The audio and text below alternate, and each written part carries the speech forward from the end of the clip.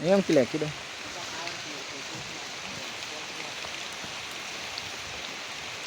สายหูมและจงชิมกิกาล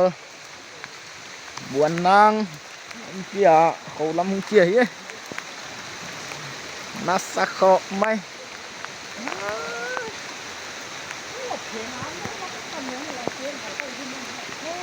มีหิงผ้าห้องจีจุที่นอนเฮ็ดเลยอยู่ก็จะ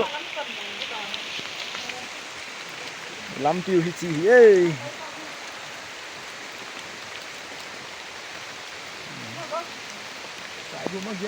อาจูสายหุ่มละมากี่คิดดีไหม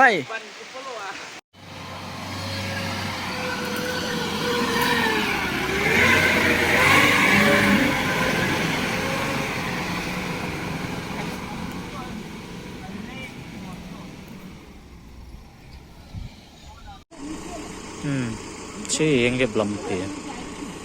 ตายการวิจิตังบนเฮเวลเลวจนนัสเลยังไงลองกำต่อมีอะไร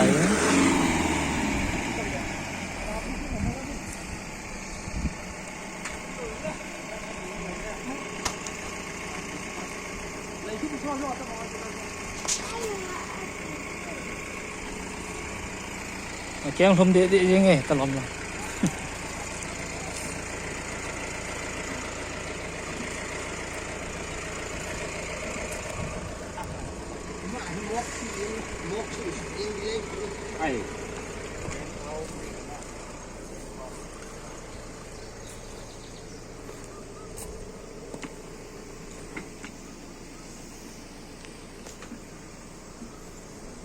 เรียบลำปีกิใส่จุ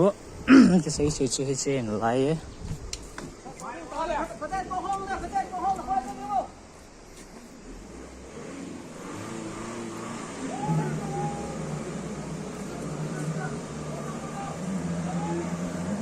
เขาเลยดิ้ง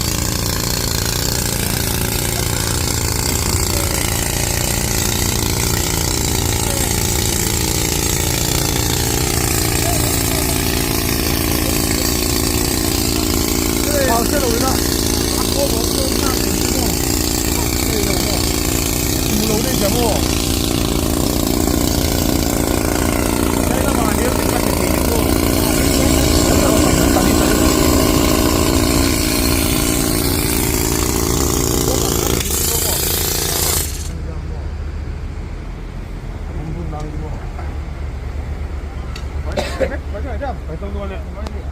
อันนี้ก็ไปที่เดียวก็ว่าจิ้มเดียวเอาดูวิดีโอกันก็ว่าดูบ้างซิเลีย